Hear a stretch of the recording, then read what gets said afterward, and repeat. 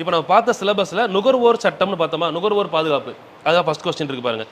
நுகர்வோர் பாதுகாப்பு விதிகள் 1986 நுகர்வோர் பாதுகாப்பு சட்டம். அப்போ விதிகள் வந்து பார்த்தீங்கன்னா 1987. இப்போ ஃபஸ்ட்டு கொஸ்டினுக்கு 2. இப்போ சிலபஸ் படி பார்த்தீங்கன்னா நுகர்வோர் மட்டும்தான் நமக்கு தெரியும், சரிங்களா? ஃபஸ்ட்டு கொஸ்டினுக்கு 2 ஆப்ஷன் எங்கே இருக்குன்னு பாருங்கள். ஆப்ஷன் ஏல இருக்கா? ஒன்று தான் இருக்குது, எடுத்தாச்சு, அவ்வளோதான். இப்போ நம்மளுக்கு வந்து டிஃப்ரெண்ட்டாக கொஸ்டின் கேட்குறாங்க, நம்ம பார்க்காத விஷயமா இருக்குன்னா ஏதாவது ஒரு விஷயம் நம்ம பார்த்தது இருக்கும், அதை வச்சு நம்ம சூஸ் பண்ணுற மாதிரி தான் கொஸ்டினே கேட்டிருப்பாங்க, ஃப்ரேம் பண்ணியிருப்பாங்க. இப்போ இதில் கொஸ்டின் பார்த்தீங்கன்னா இந்த 2 நமக்கு தெரியும், எடுத்தாச்சு.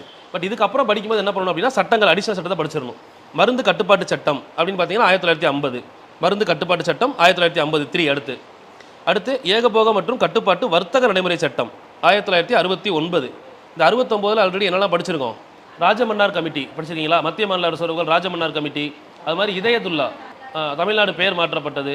அதுக்கடுத்து இதயதுல்லா சீஃப் ஜஸ்டிஸாக இருந்து பிரசிடெண்ட்டாக மாறினது. ஸோ இதெல்லாமே 69 வந்திருக்கும். அது கூட இப்போ நம்ம இதை சேர்த்து படிச்சிடணும். ஏகபோக கட்டுப்பாட்டு வர்த்தக நடைமுறைகள் சட்டம்.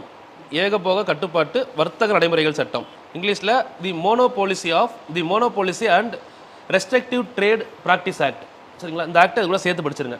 அடுத்து goods and service sales act, பொருட்கள் விற்பனை சட்டம், இது சேல்ஸ் ஆக்ட். இது வந்து பார்த்தீங்கன்னா 1930. இது மட்டும்தான் வந்து பார்த்தீங்கன்னா சுதந்திரத்திற்கு முன்னாடி போடப்பட்ட சட்டம். மற்ற எல்லா சட்டமும் எப்போ வருதுன்னு பாருங்கள், 1950க்கு அப்புறம்.